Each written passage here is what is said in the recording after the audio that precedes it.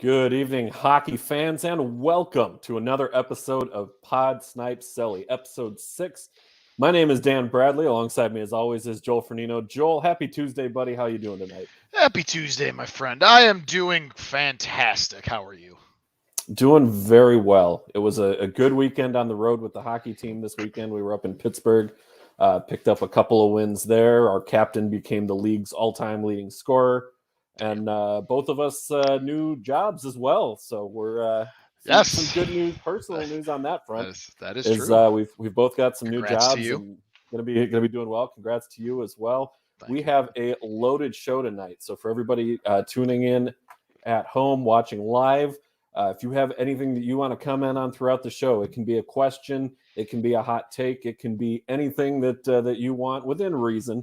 You know, don't go on a profanity-laden rant or anything like that. But if you have something you want to share, we'd love to hear from you throughout the show. Drop it in the comments, and we will get to it during the broadcast at some point here. So we've got a jam-packed show tonight. You might be wondering, I've got the State of Hockey flag up behind me, but wearing a Washington Capitals jersey. What's that all about?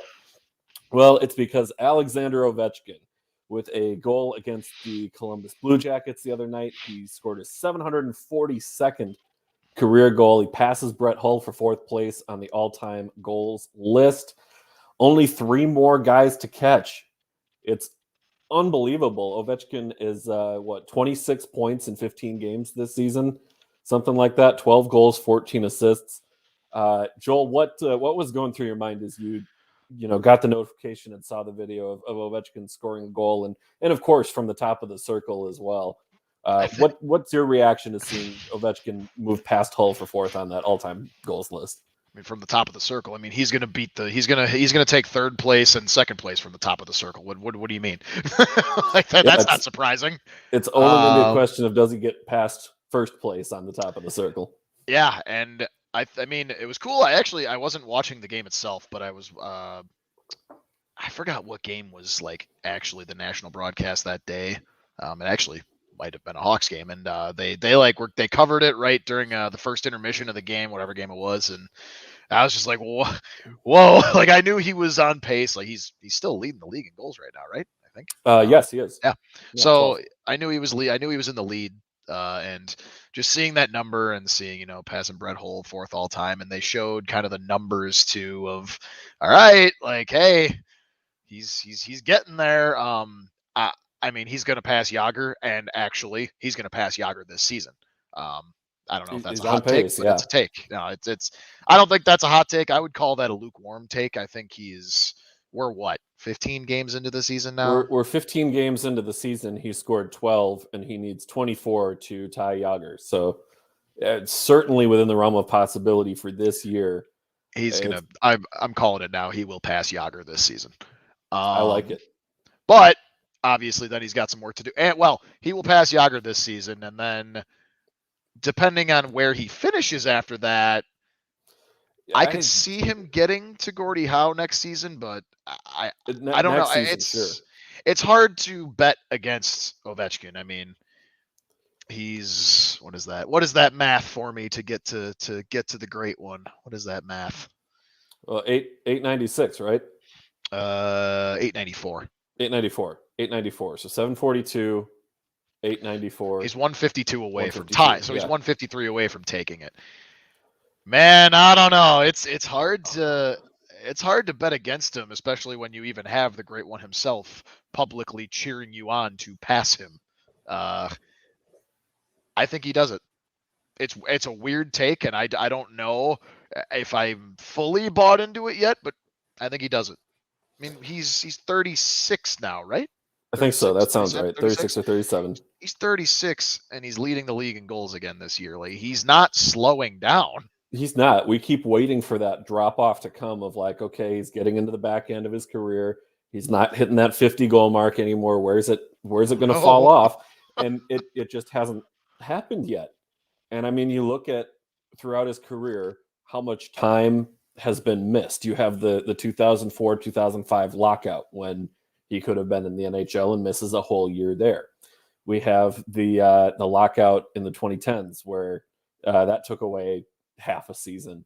You look at the pandemic, which shortened things by 12 games that first year and then condensed it down to 56 last season. Yep. You know, we've missed out on probably about 2.5 years worth of Alexander Ovechkin's career, not to mention times where you know, he doesn't get injured very often, but he has missed a couple games with injuries. He early in his career took a couple of suspensions, but you total all that up, you're looking at about 2.5 years of time that was missed for Ovechkin, and you wonder what could have been if that ultimately keeps him from doing it. But still, he's this close, and he's not slowing down. It's unbelievable what he's doing right now. And the way the game is now, I mean, it's still physical, but the way the game is now, you know, it's built for these guys that came in around that 2004, 2005 and beyond, you know, time period to really stay in the league for longer. Play till you're 40. Do the Tom Brady, but in hockey. Go ahead. Like, these guys are in such good physical condition. We got a good question here from HP. The real question is, will McDavid catch or pass Ovi when he breaks the record? Wow. That, oh boy, that opens up a whole nother can That of worms. is a hefty question. That HP, actually segues pretty nicely into the next one that I wanted to talk about here, which is McDavid hitting 600 points. But I'm going to put that question back up on the screen here. Will McDavid catch or pass Ovi? Oh man, it's Joel. I'm gonna let you go first on this one. Your thoughts on will McDavid catch Ovechkin? Wow. I'm usually able to buy into a take, whether I am fully believe in it or not. But is it wrong of me to say it's still too early to know? I don't think it's wrong to say that. Because McDavid's what, it's 20, accurate. 24, right? 24? I think so. 25 maybe? Googling it right now. Yeah, he's 24. He'll turn 25 in January. All right, so he's roughly 25 almost. So, man, I don't know, 25 compared to, it's almost 11 years from now, right? Well, I mean, and he reached 600 points already, right? Like, that's, like you said, and we'll cover it. But I guess the question there is, Ovi's always been the big goal scorer. We don't really know him for assists. He gets assists, fine, but he's always known for that pure goal scorer, that sniper, and that cannon from the dot. McDavid is more balanced. He still scores. You know, he's still usually up there in top 10, and even sometimes top 5 goals scored, at least in the last few years. But he's also dishing out the assists probably more. I'm not comparing them. I know they are better. I'm going to take the homer out of me. Similar to, you know, Patrick Kane. Like, Patrick Kane became the guy that's going to put up all the points, but most of it, it's coming from majority, like 50, 60 assists in a season, but like 30-ish goals, right? So, like, it's McDavid's kind of more that kind of style where he's dishing the puck just as well as he's scoring, right? So, I don't know. That's tough. I'm going to, you know what? I want people to fight me from listening to this. Yeah, he will. I agree with you to an extent here. I think without a doubt, McDavid will catch Ovechkin in points. But I think, like you said a minute ago, and here's a stat that really sums it up. In McDavid's last 82 games, 48 goals, 102 assists. I mean, he's practically 2 assists for every goal is about what he's putting up. He's at 600 points. He's the 6th fastest player ever to do it. The 5 ahead of him, Gretzky, Lemieux, Peter Stastny, Yari Curry, and Mike Bossy. Mike Bossy. Those are the 5 that got to 600 points faster than McDavid. And McDavid is doing it in an era where everything about the game is faster. Goaltenders are better. Defensive play is better. The lack of calls that McDavid draws is Did you see the absurd. tripping? The No trip tripping the call? other night that That wasn't was called, like disgusting. I could do a 2 minutes for roughing on that, on the lack of penalties on stars in hockey. Like I get it. There's the argument of, well, you don't want to make it look like you're favoring your star. No, call the rule book. That's a 2 minutes for roughing for another time. No, I agree. We could go on We that. could go on that. But to bring it back to the question, Referees are here, horrible people, by the way. Say again, sorry. Referees are horrible people, by the way. Continue. I don't know how I continue after that. Will McDavid catch or pass Ovi? I'm gonna say no, but only because I think he'll get close. I think he is going to hit 2,000 points in his career. I think that's going to be primarily on the assists. I think McDavid is going to end up ballpark for his career in that 650 to 700 range. I think he gets for goals. Yes, for goals. Yeah. Right. Yeah, that 650 to 700 range on goals. I think with assists, he's going to take off. He'll get 13, 14, 1,500. I think he's going to get 2,000 points. I don't think he's going to come anywhere close to breaking Gretzky's points record. But I very much believe he'll finish number 2 on the all-time list. I don't think he passes on goals, but I would bet everything I got that he passes them on points. Yeah, I'm definitely with you on. I want to sit here and think that when Crosby will catch. I mean, not Crosby. Sorry. Getting ahead of the show. McDavid will catch Gretzky in some categories. I feel like as much as Gretzky wants all of his streaks to be beaten, how do you put up 2,857 points in the way the game is now?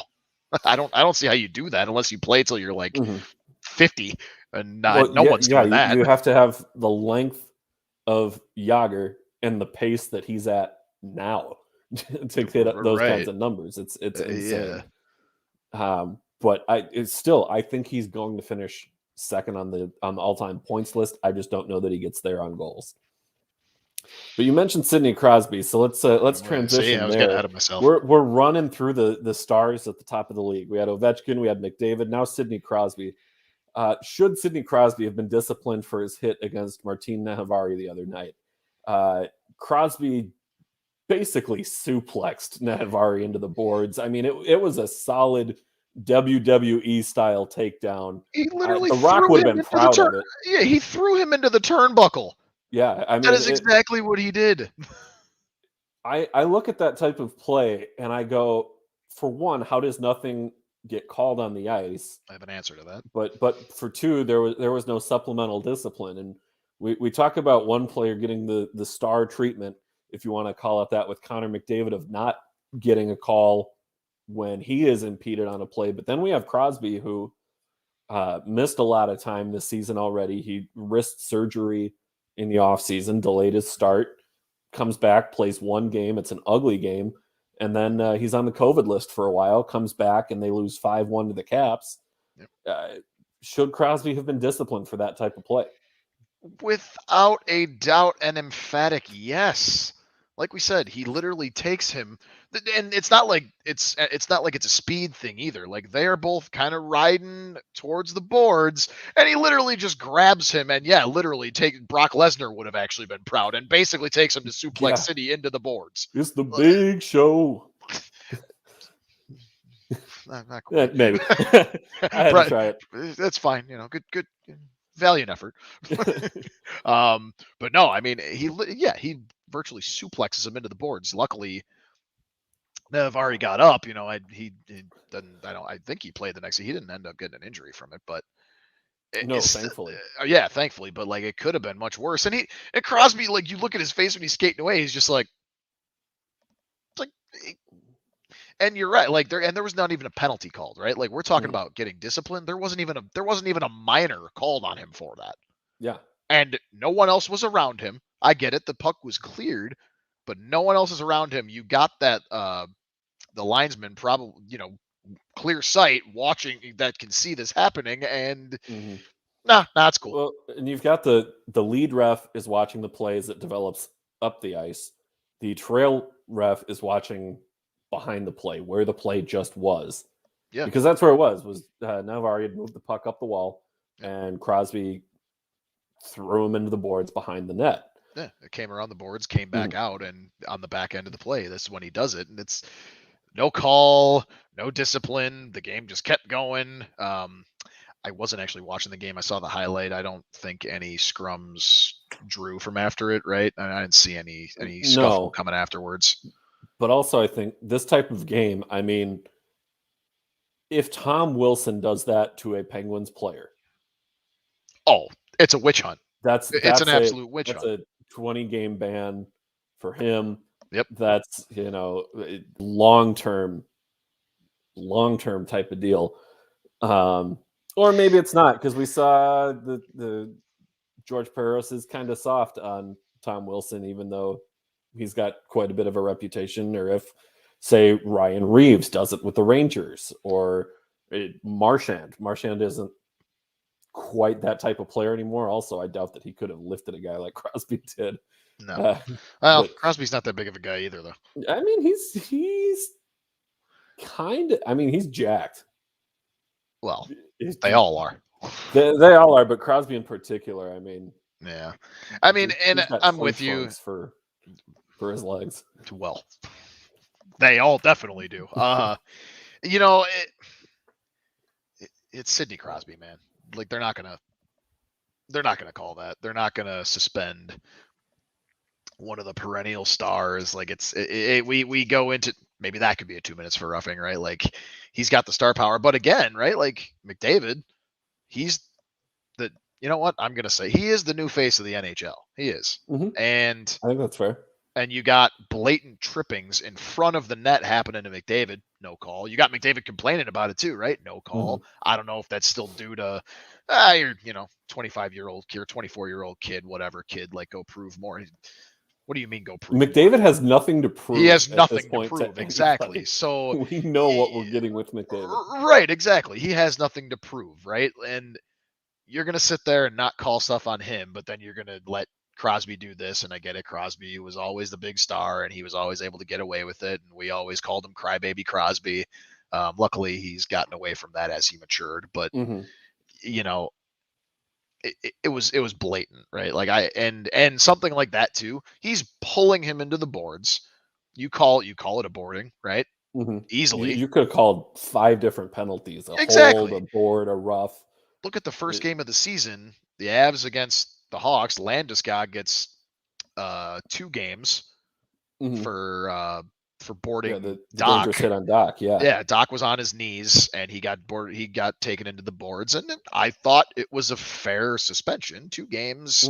Landeskog is he's a previous offender, but not really a repeat offender. It's one of those where he has a history, but it's not a history that gets taken into account. It's not consecutively enough for him to be, really, the book thrown at him, right? Yeah, it's not so many in a short enough span, but right, full career body of work taken into it as well, a little bit.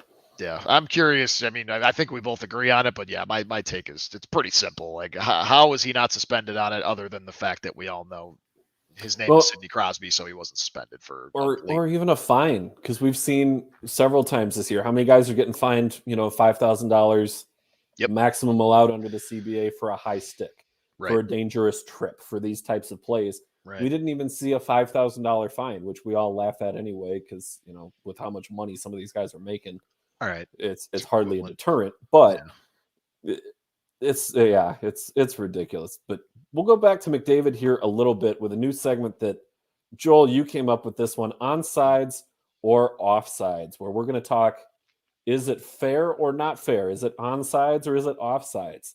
And we're going to bring up John Tortorella's comments here from earlier this week. He mentioned that Connor McDavid needs to change his game to win a Stanley Cup. Joel, we'll start with you on this one. Is this onsides or offsides from John Tortorella? It's tough. I love torts. I think I love torts. I think you love torts. I think everyone loves themselves some torts. But I mean, you can even see it when they were talking. I think it was it's the ESPN after show that they do. I think Bucci is involved in it, and so is Melrose. And he makes valid point. Like, he had a valid point when he said it. I think he went a little too in on it. I think he believed it a little too much. And I know Torts has a bit of a reputation with the younger players, right? Like, I don't care how good you are, I'll bench you, right? Like, there's been some rumors, and I know I'm getting ahead of myself again. We'll talk about this, but there was always like, oh, maybe Torts is the new Hawks coach. And I'm sitting here like, no, because Patrick Kane's going to have one bad game and he's going to bench him. Like, no. But, he's notorious for doing stuff like that, right? So this take didn't surprise me much. He had one good point that you could make an argument for this being an onside take. I will answer, but the one argument he made was that Ovechkin did the same thing. Ovechkin didn't know what the word defense meant for a lot of his career. And all he cared about was scoring. We were talking about him with the goals. Like, hey, and good on him. That's why he's in the position he is right now, to potentially, in a couple of years or a few years, overtake Gretzky potentially, right? But Ovi had to make some changes to his game. He had to be a little more defensively, had to play a little bit more of a 200-foot game as opposed to what he was doing. What did he do as a result? Led his team finally to a Stanley Cup. With that said, McDavid is already good defensively. He's already great offensively. I'm going to say offsides. I definitely say offsides on this. He's Connor McDavid, man. He's going to turn 25 this January, and we talked about it last week. He's making he's making 4 players in the defensive zone look silly and scoring a goal, right? Technically 5 players if you count the goalie. And that was actually the play they were talking about when he said this take on that show. They showed that play, and they were like, he mentioned, you could do that in the regular season and that's all fine and good. You're not just going to score at will in the playoffs. When you're as good as McDavid, I beg to differ. I know the playoffs are a different beast. We all know that. But I don't think McDavid has to change a thing. He's still growing. He's only 24. Like, he's still growing his game. And if I'm going to if you're going to tell me that my game is still developing and still growing after I've already put up 2 straight years now with the Art Ross, right? And then I have 2 MVPs under my belt. Not quite 2 straight. He finished second behind Draisaitl 2 years ago. But he did win it last year. But yes. For the last 2 years. 2 and 3 years. It was 2 and 3 years. That's what it was. 2 and 3 years. Yeah. Thank you. Yep. So okay. 2 and 3 years. That COVID season is messing with me still. Yeah. So 2 and 3 Still years. Yeah, right. So two MVPs in 3, or 2 MVPs back to back, or no, 2 MVPs in 3 years, 2 Art Rosses in 3 years. I mean, if my game's still developing and I already have that under my belt, that's a win, man. And it's only a matter of time before he leads his team to a Stanley Cup, and I think he can do it this year. I have a hard time with this one as well. This is one of those, like, there were some good points. He did bring up some good points. Zoom in and 4K camera and looking at it for the millimeter onside or offsides, because it's to me it's honestly kind of close, like you touched on with the Ovechkin example. But I am going to go offsides here, and kind of for the same reason that you just said, that McDavid, to win a Stanley Cup is not an individual accomplishment. Hockey is the ultimate team game. You have to be good as a team to win. Yep. One bad player, one bad player can make or break it, especially if that's your goalie or your number 1 center. But at the same time, it takes a team to be able to do it. And McDavid, so far throughout his career, like the 6th fastest player to 600 points all time.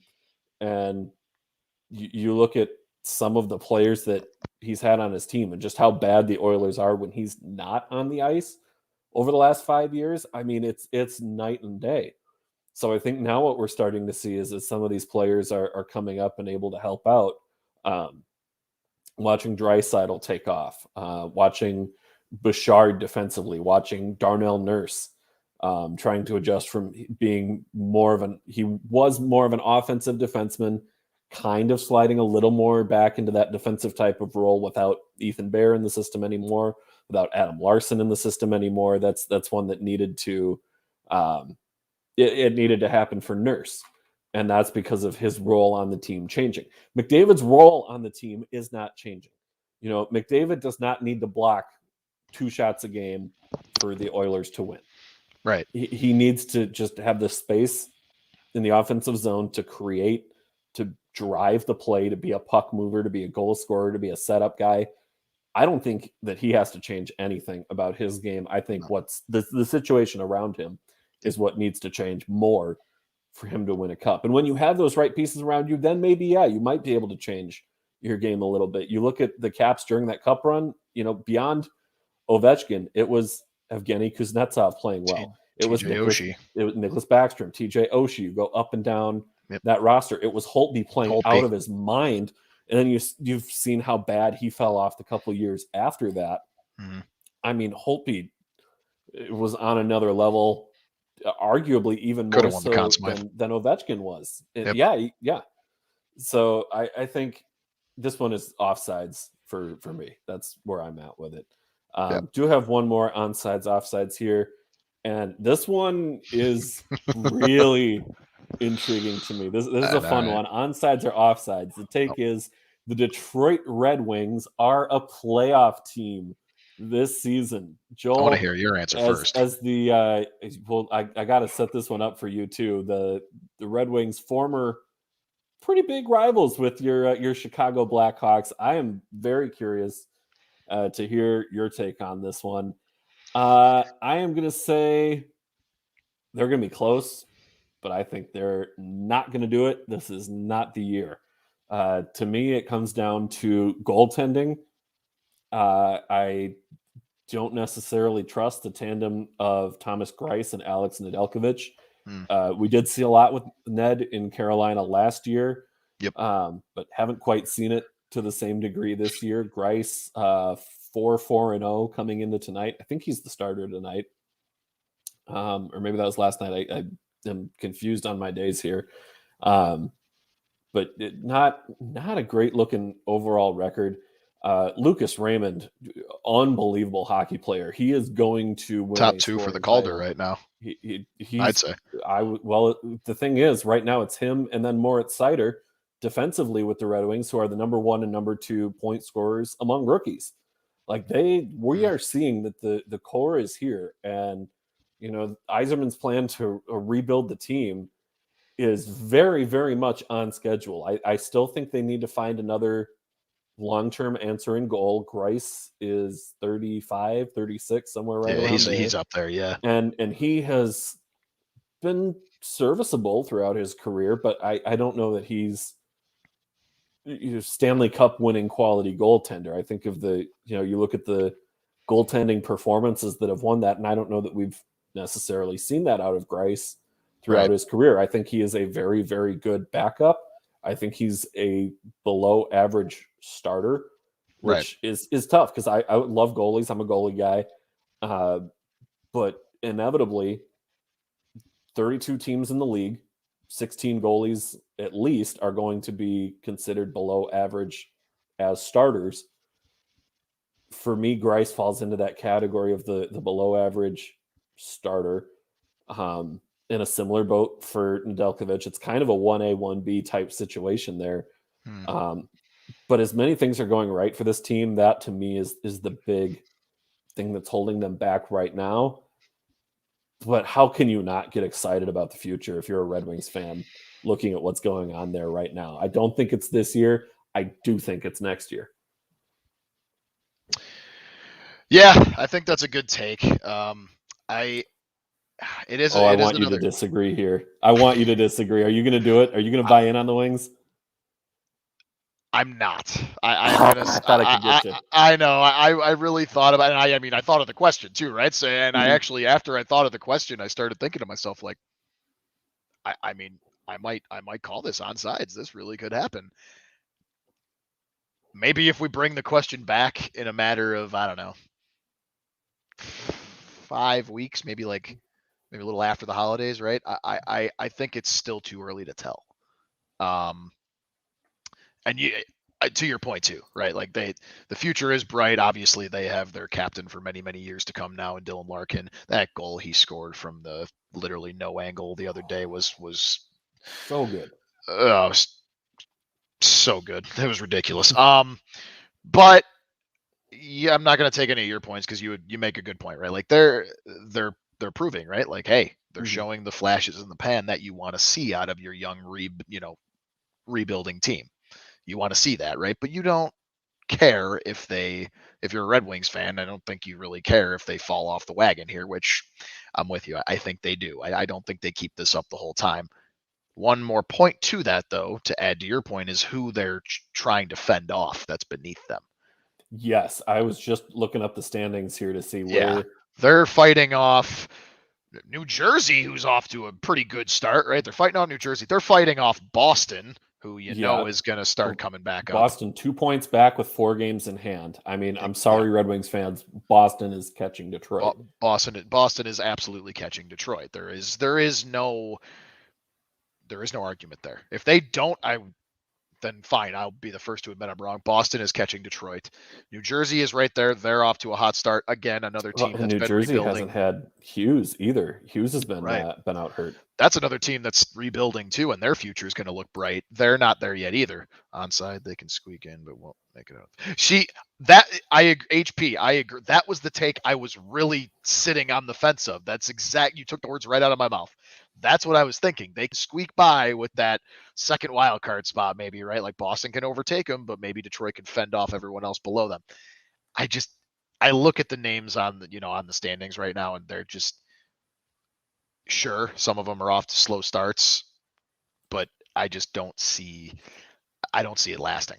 And because of Dan's points too, with there's these young kids, they're going to fall off a little bit. They have some growing pains, right? And Boston's going to pass them. I think Philly is going to start boosting up a little bit. Philly's a good team. They're just not, they have more games in hand too, right? So like it's that's going to be a little bit there. What do we got? Columbus is also starting to turn some heads. I think if anyone's going to hold off, the Red Wings can hold off Columbus. Yeah. But I don't know. Columbus is such an interesting team to me. I know it's very weird. Boquist got his first Blue Jackets goal the other night, and that's still a little weird to me, but I'm okay with it. Are you though? Yeah. Are you really? I am. You're looking at this and saying that for the next 8 years, you would rather have Seth Jones than Adam Boquist. You're out of your mind. I'm at peace. Seth, we're getting ahead of ourselves again on the show, but Seth Jones is a number 1 defenseman, and he's proven it. You have gone through denial and bargaining, and you have come to acceptance somehow. You kind of skipped a few steps there. I mean, hey, hold on. You loved Boquist. That was your guy. I loved the idea of him, and he showed. He's young. I know he's 22, but hey. Sometimes the system doesn't work. Obviously, that was Colleton's fault. We're, again, getting ahead of ourselves here. Really quick, I will mention the other reason why I think this take is ultimately offsides. Pittsburgh and the Islanders are still a little far down the standings, and I think they will slowly start to creep up. If not Pittsburgh, because they have kind of fallen off. If not Pittsburgh, the Islanders are a much better team than a 5-5 and 5-5. I'm just going to go ahead and throw this out there that what do you think the score of the Islanders game is right now? They are playing the Florida Panthers. Oh, you had to guess. I actually don't have to guess because I got currently I just saw the score, but it was 4-0. Yeah, it's now 5-1. Florida on top of the Islanders. Second period just about over here. That's the Panthers. The Panthers are one of the hottest teams in the league. I said on the first episode of this show, Panthers for the Cup, and I am feeling pretty damn good about it right now. Yeah, who did I say again? Oh, I said the Avalanche. You said the Avs. well, again, the Avalanche are so out of it right now, just with all of the injuries that they've had. McKinnon is out. Landeskog was out for the suspension. Rantanen. Landeskog was out for 2 games. Makar. up and down the lineup. They have not had their full roster together the entire season so far. I mean, fair. When Colorado is healthy, they are going to be a scary good team. But they got to get there first, and they're starting to run out of time a little bit here. We will have a rebuttal to that first episode, hopefully halfway through the season, so I can make different picks. Yeah, coming out right around the Olympic break, I think it'd probably be a good time to keep forgetting about the revisit Olympics. That's some right. of our, yeah, we're gonna hopefully still have Olympic hockey this year with NHLers. So USA got a chance. Maybe. All right, let's look at some home cooking here. We haven't done home cooking in a few weeks. Taking a quick peek at our hometown teams. Joel wearing the Chicago Blackhawks sweater tonight. The Marian I'm rocking Hossa, the Ovi jersey. The Hall of Famer. Hossa, there you go. Put some respect on it.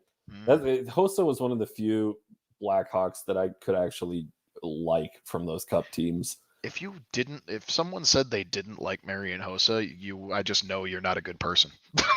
Yeah, I mean, sorry, not sorry, so viewers. Fun to watch, and I say that. I mean, you know how deep the hatred of the Hawks runs with me personally. Oh yeah, you have seen it, you have experienced it. Yep. I got nothing but respect for Hossa's game. I mean, he's so good.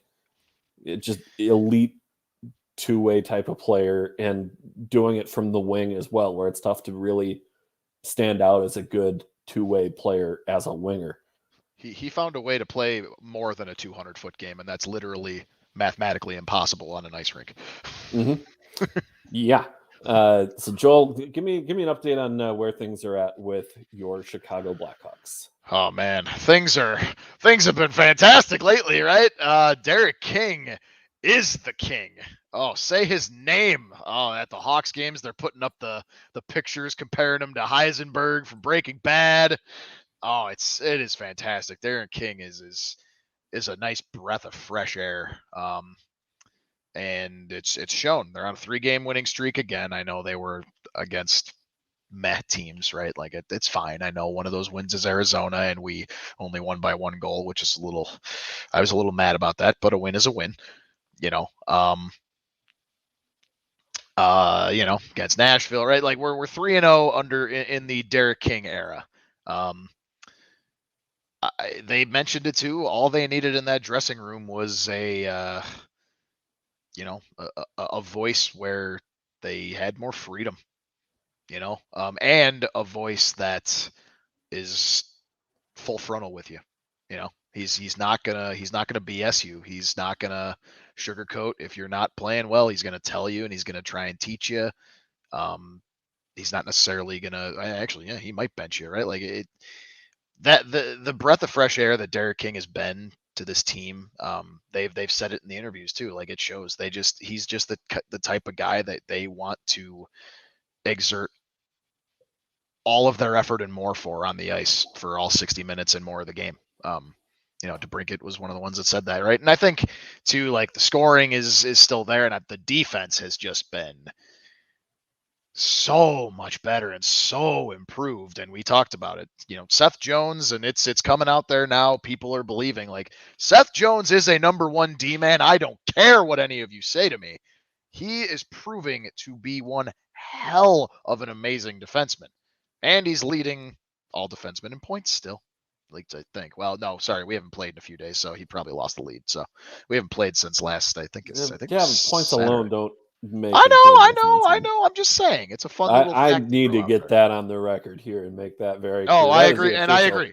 Official stance of the show: points alone do not make a good defenseman. I agree with you. I'm just saying one of his upsides was his offensive play, right? As a defenseman, and then he's showing that, and not to he's just. His first game compared to the last game he played, it's night and day. It's a completely different player, and I think it all depends on the system too. But no, I think we're looking back to where I was saying in the first episode, right? We're back on that trajectory to start climbing the standings a little bit and maybe start fighting for one of those wild card spots. I remember my hot take from the first episode saying we could potentially take the 3 seed alone. I'm not naive. That's not going to happen. If that happens, I'd be happy to be wrong, but that's not going to happen. They're going to fight for that second wild card spot. And I think they're on a tear right now. Patrick Kane is doing Patrick Kane things just like he always does, and just like he will continue to do. DeBrincat is obviously a star. Taves is still looking for his first goal of the season. He is on what is it now? I think it's 14-game goal drought, which is his worst. But he's still doing all the other things that don't show up on the score sheet. So he hasn't, and he's putting up assists too. Like, he's still top 5 in points on the team. So everyone's playing their role. We got some injuries. Hagel's out for another week or so. I like how we're looking, man. It's night and day from a few weeks ago when it was just like an abysmal dumpster fire train wreck. Yeah, I'm excited. I'm ready to start going to games again. I do. I think that coaching change is what we needed, and I think it's going to propel us into potentially one of those wild card playoff spots. I'm still going to double down and die on that hill. I mean, as bad as the Pacific Division looks this year, and you see how bad things are for Vancouver, you see San Jose and LA kind of just in that middle territory. You see the Anaheim Ducks, who are wildly overperforming. Oh yeah, to start this season. Well, these rebuilding teams coming out of the gate. I want to get this stat out there because this blows my mind. Troy Terry's point streak that he is on, he is shooting 30% this season. 30% of his shots are going into the net. Like, it's absurd. It's otherworldly, this type of streak that he's been on. He's got some dirt on these goalies. They're just letting them in. The drop-off is coming. I am predicting that his I think it's a 13, 14 game point streak is coming to an end tonight. They're playing the Capitals, but it's in Anaheim, so there's that. But okay, I think the point streak comes to an end tonight. I agree. I have a segue into your answer with this home cooking, because there is one team we are not going to catch, and that's the Minnesota Wild, who are sitting atop the Central. Joel, you are the kings of the North right now. See, here's the thing. Yes, the Wild are in first place in the Central Division, but this is Minnesota sports we're talking about. We are 15 games into the season. The Wild are 10-4, and they are playing right now. Timo Meier just scored, and the Wild are down 2-0 to the San Jose Sharks. Basically, right as you said, hey, look, you're first place Wild. Oh. Yeah, it's okay. Oh no. Yeah, not a great situation. So thanks for that one, buddy. Hey, man, look, 10-4, man. You're only what? What are you guys? You're only fifth in the league. They're fourth among the division leaders. You're 8th in the league now. Well, okay, that might have changed. Just however, you're only one of 5 teams that have double-digit wins so far, man. Hey, that's true. But as I'm going to put HP's comment up on the screen here, which sums things up pretty perfectly on my end. HP says, "I'm ready to get hurt again," and I am too. Minnesota sports, the entirety of my life, has done nothing but disappoint me. Yes, there is something very, very different about this Wild team, and looking at the comebacks that they've already had this year, the resilience they've shown. Ryan Hartman finding the back of the net with less than 3 seconds to go. Thank you, by the way. Yeah. With 3 seconds or less to go in the game, tying things up. Those are the types of games that the last 10 years, the Wild were not winning those types of games. The Wild did not come back in the third period. The Wild did not win in overtime, and they have the ability to do that now. The Wild are exciting to watch. They're not the, curmudgeonly, we're going to put up 20 total shots a night, maybe. We're going to defend like our lives depend on it. And to the Wild, in their favor, they still do defend very, very well. I believe they're top 5 in the league in fewest shots against. They don't allow many high danger opportunities. And we look at the goaltending transition from Devin Dubnyk and Alex Stalock to Cam Talbot and Capo Kakinen last season. that was a night and day difference with the team. Now, Talbot and Kakkonen have underperformed a little bit this year as well. You look at some of their underlying numbers. Kakkonen's goals against still over 3, save percentage right around 900. Talbot's goals related to his expected goals, without getting too much into advanced stats here, but it's not quite where it should be based on the type of results. Yet the Wild are still getting the results. Kirill Kaprizov only 2 goals this season, I think, maybe 3.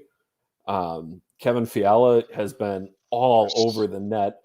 Something to be said for a sophomore slump. I wouldn't worry Yeah, about him a too little much. bit almost. But the thing is, he still hasn't slumped. He's still got, he's still second on the team in points right now.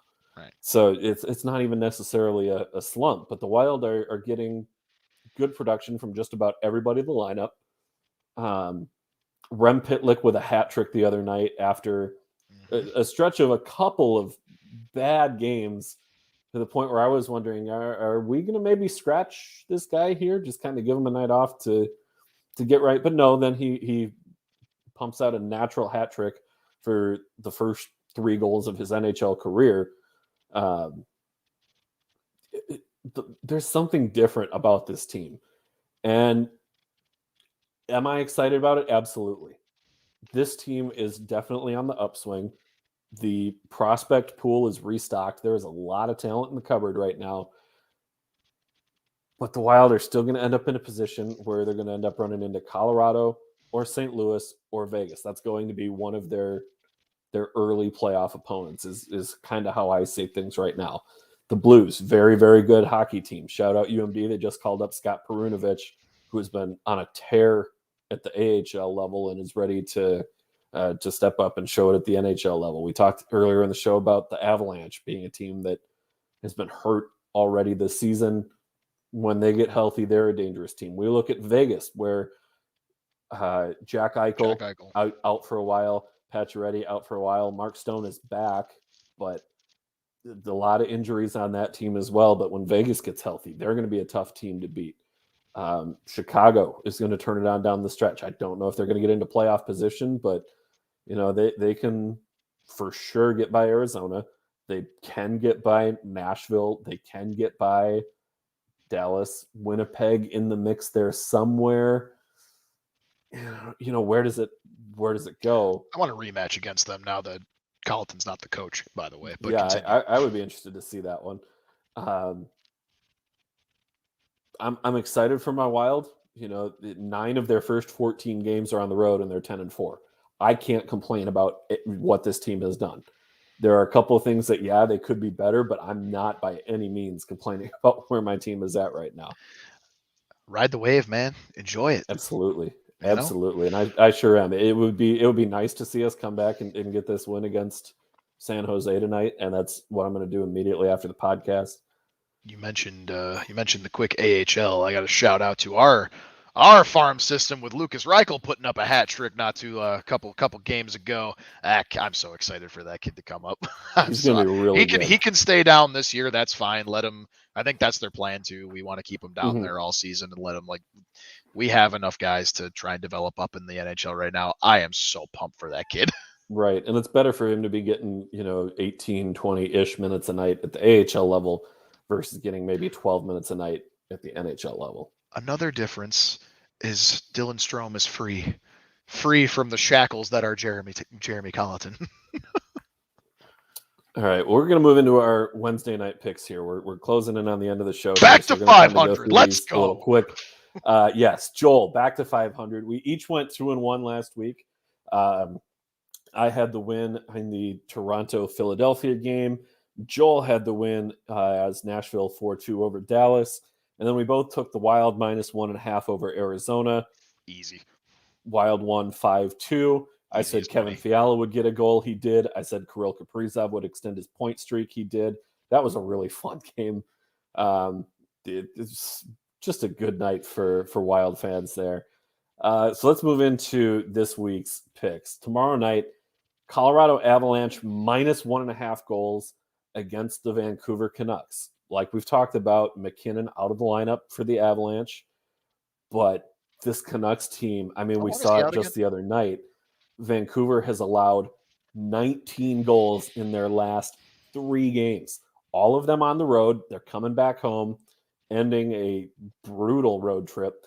But one of those games was against Colorado. It was a 7-1 win for Colorado in Denver. Joel, any chance of a Vancouver upset on this one tomorrow night? Would you take Vancouver plus 1.5? No, no, not no, not the way things are going right now. And you have to, the old saying of ride the hot hand, you will stay away from the cold hand. Mm-hmm. And that is exactly what the Canucks are right now, especially when it comes from a goaltending and defensive perspective, right? Colorado is finally coming into their own. They had that slow start. They maybe it's due to the expectations they had going into the season, right? I don't know. And you said I know McKinnon's out, but how long is he out again for? I know he's out for this game, but Until December. Let me check the yikes. injury report here and get you the most up to date information here. As soon as I can get Regardless, this site regardless, to load, while you look that up, I mean, even without McKinnon, you got Rantanen doing his thing. Is Makar back? Makar is back, but Okay. Bowen Byram is out with a concussion until December. JT Compher upper body expected to miss a month. Nathan McKinnon lower body out till December. They're decimated for sure. They're decimated for sure, but I mean, you don't put 7-1 up on a team a couple days ago, especially with these injuries, and then not expected. I'm not saying that it's going to be another 7-1, but I got to go Colorado with the -1.5. I'm going to go the other way on this one. I am going to take Vancouver. Probably going to be right. Letting up 19 goals in 3 games, like, you have to be sick to your gut with the way that your team is performing if you're giving up 19 goals in 3 games. That doesn't really happen in today's NHL unless you're the Arizona Coyotes and you're bottoming out. Maybe an unfair cheap shot at Arizona there, maybe not. No. It's a fair shot. But Vancouver has a lot of offensive talent on the team. You look at guys like JT Miller and Bo Horvat and Brock Besser. You look at Vasily Podkolzin, who should be scoring more. You look at what Quinn Hughes is able to, Elias Pettersson. You look at what these guys can do and have done in the past when they are on their game, and something is just not right with that team right now. I don't know if it's the coach. I don't know if it's the GM. I don't know if it's something going on in that locker room. Defensively, we know they're not necessarily a great team, but we know Demko is a good goalie. We know the offense is there. I think this team is going to come out with a chip on its shoulder tomorrow night. They're back home. Put the road trip behind you, throw it in the trunk, let it go, and come back and play with a vengeance against Colorado, especially with the injuries that they have. I think Vancouver is going to take this one. So we're different on this one. I'm taking the Canucks. I wanted to agree with you too, because I really wanted to go for the Canucks for that exact reason. But the last time I did it, it bit me in the behind, so I'm not doing it this time. Okay, fair enough. You got Colorado, I got Vancouver. We'll put that one in the books. Blackhawks. This one we're going back to money line. This is just straight up pick Chicago against the Seattle Kraken. Do I even have to ask where you're going on this pick?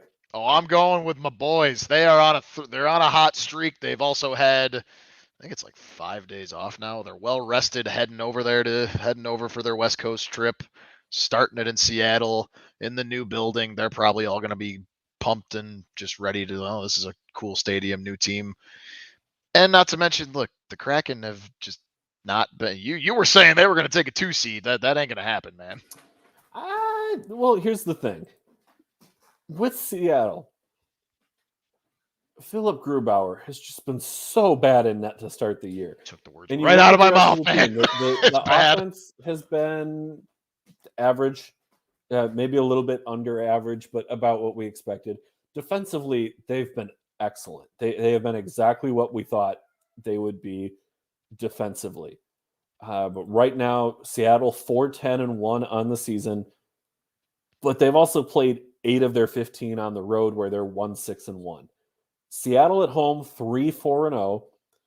You look at the goal differential. As bad as things have been for Seattle, they still have a better goal differential than Chicago. They've still scored more goals on the season than Chicago.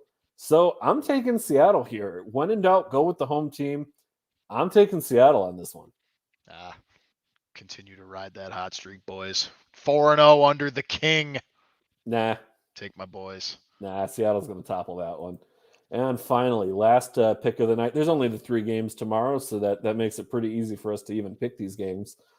Washington Capitals -130 at Los Angeles Kings +110. By the way, all these odds are courtesy of DraftKings.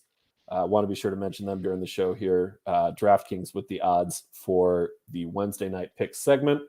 Washington Capitals -130, Los Angeles Kings +110. Joel, where are you going on this one? This one's not as easy as the last 2 for me. The Kings are hot, man, and they are way overachieving. Obviously, right? We were talking about it in the beginning of the show, right? We got these rebuilding teams that are coming out just firing on all cylinders, wanting to prove that they're ready for a bright future, right? And the Kings are right there. 7-2-1 in their last 10. Yep, 8-5-2 on the season. Caps 9-2-4 on the season. You're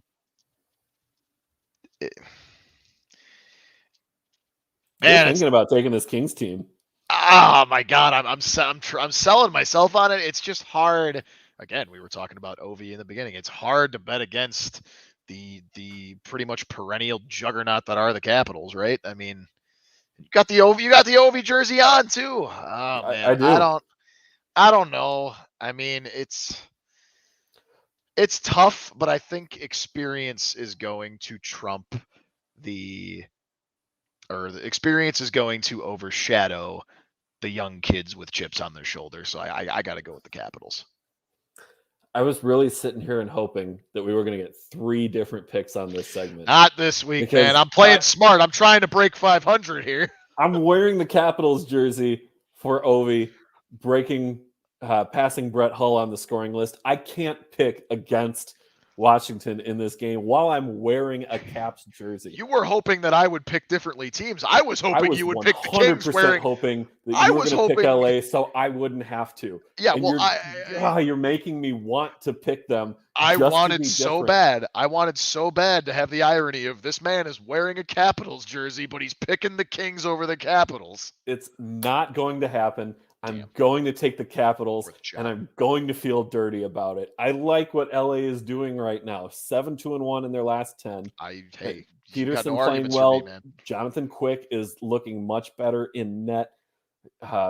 Kopitar is still just doing amazing things, and it doesn't get talked about because people on the East Coast aren't watching Kings games that start at 10 o'clock Eastern.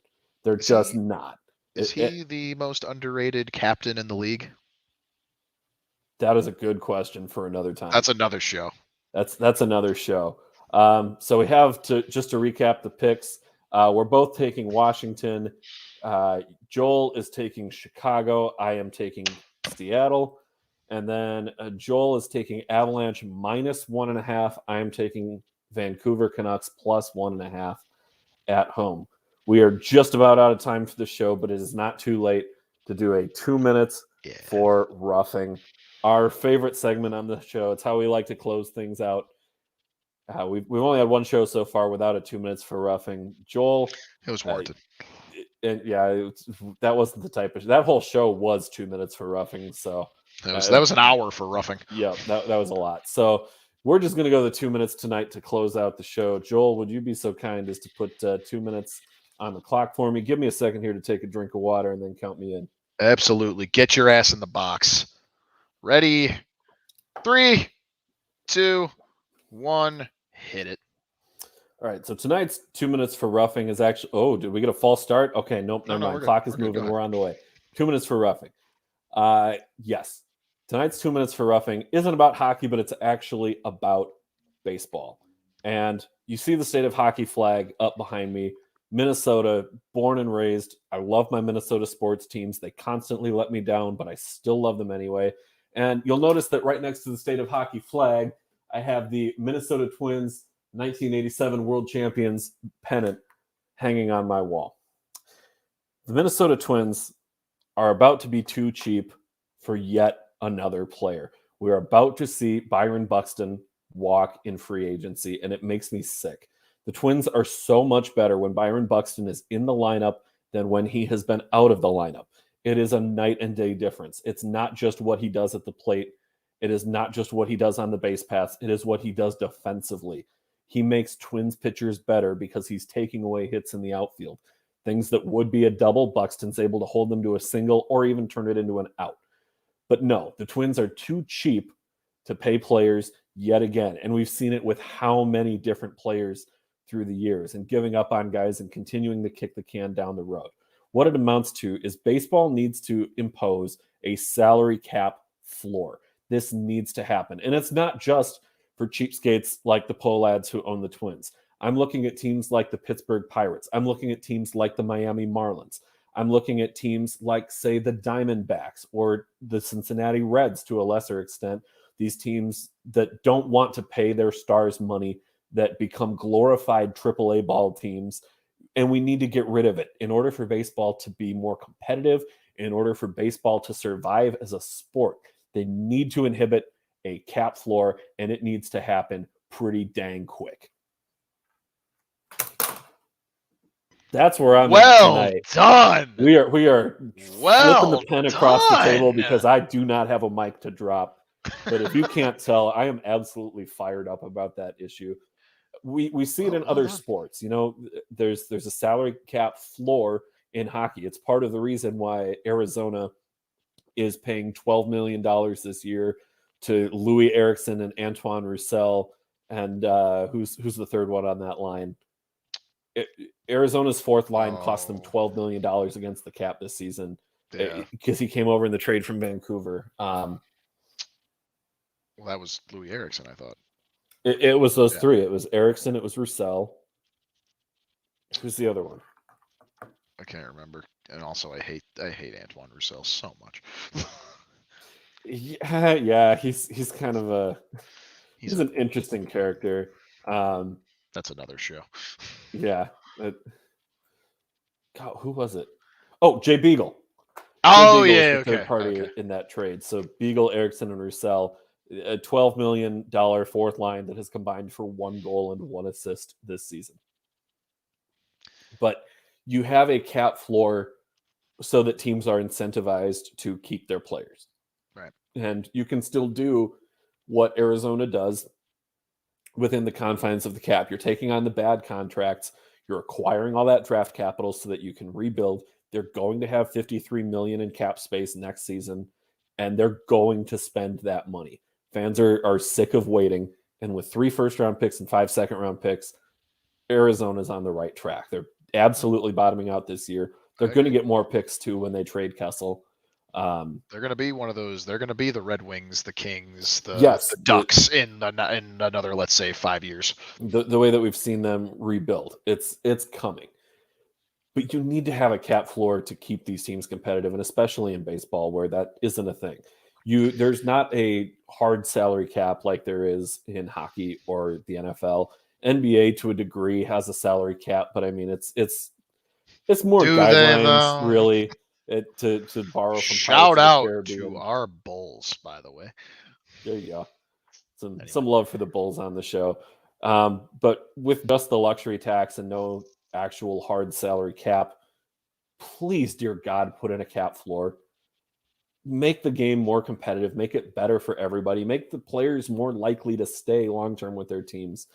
That's where I'm at on 2 minutes for roughing. Hey, that's fair. But also on the other note, Cubs are in the market for some very nice free agents. Byron, you'll love Chicago. Come on over here, Buxton. I will. Come on over to Wrigleyville, buddy. End this podcast. We will hang it up and we will not talk to each other for 3 weeks. Come on, Buxton. Buxton would love it here. It's not going to happen. Less cold. No. That's where we are. Well, we are out of time for tonight. Thank you once again for watching. If you're tuning in on Facebook, on YouTube, on Twitch, We're still trying to get Twitter ironed out and figure worked. things out there. We had some issues there and weren't able to stream there tonight. But we did get Facebook, Twitch, and YouTube going live.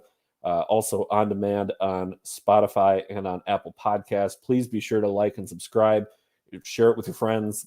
Thank you so much again for watching and for listening. That is it for episode 6 of Pod Snipe Celly. For Joel Fernino, my name is Dan Bradley. Enjoy the rest of your night, everybody.